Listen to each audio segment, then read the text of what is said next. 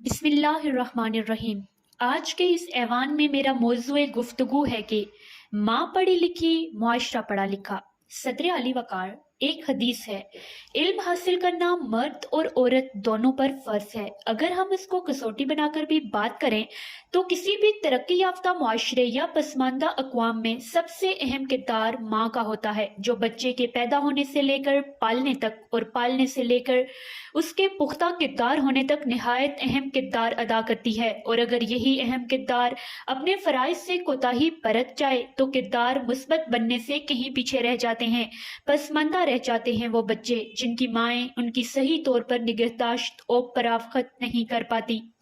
सदर मोहतरम, जरा तसव्वुर कीजिए उस बच्चे के किरदार को जिसकी निगहदाश्त और परवरिश में कमी इसलिए रह गई कि उसे जन्म देने और पालने वाली माँ खुद नहीं जानती थी कि बच्चे को किन खतूत पर चलाकर उसके किरदार को मुस्बत और मजबूत बनाया जा सकता है। सदर अली वकार, बुनियादों में कमी रह जाए तो इमारत में कजी खुद ब खुद आ जाती है, बुनियाद गलत रखी जाए तो इमारत में खामी ज़रूर बाकी रह जाएगी।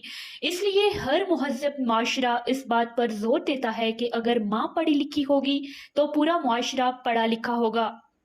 आज से बहुत पहले के मुआशरे का तसव्वुर कीजिए सदर वकार, जब औरतों को तालीम दिलाना एक गुनाह तसव्वुर किया जाता था। उस वक्त के लोगों का ख्याल था कि औरत अगर तालीम हासिल कर लेगी तो वो आज़ाद और बेरारू हो जाएगी। वो अगर तालीम याफ्ता हो जाएगी तो अपने हुकूक के लिए मर्दों के शानों पर चढ़ेगी, वो वावेला करेगी, चीखेगी, चिल्लाएगी।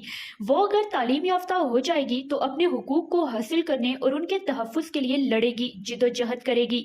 शायद इसीलिए ज़हनी तौर पर पसमानदा रखा गया था, उसे तालीम से दूर महज इसलिए रखा जाता था कि वो सहारों की आस पर जिंदगी गुजार दे और खुद अपने पाँव पर खड़ी ना हो पाए। सदर वकार, ये उन कोता अंदेश लोगों की सोचें थी, ये ख्यालात और जज्बात उन लोगों के लिए थे जो तालीम और उसकी अफादियत से बेखबर थे। शायद इसीलिए वो औरत को जाहिल और महकूम देखने के ख्वाहिशमंद रहे। लेकिन जो जो ज़माने ने तरक्की की, आहिस्ता आहिस्ता लोगों की सोचें भी बदलती गई और हकीकत भी यही है सदर वकार के तालीम हासिल करने से औरत में ना सिर्फ तहजीब और सलीका पैदा होता है बल्कि उसकी अदराकी कुव्वतों को भी चला मिलती है।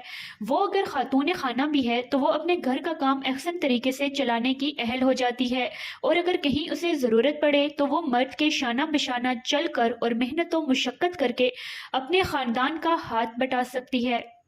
सदर अली वकार, नेपोलियन ने एक बार कहा था, तुम मुझे पढ़ी लिखी माएँ दे दो, मैं तुम्हें एक बेहतरीन कौम दे दूंगा।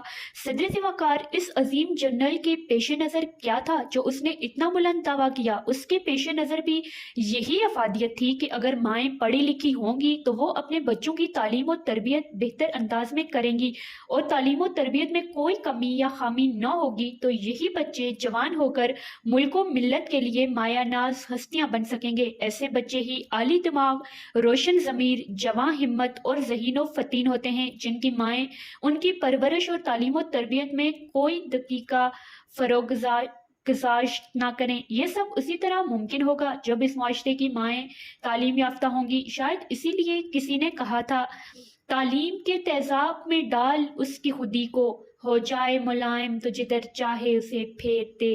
तासीर में अक्सीर से बढ़कर है ये तहजाब, सोने का हमाला हो तो मट्टी का है एक ढेर।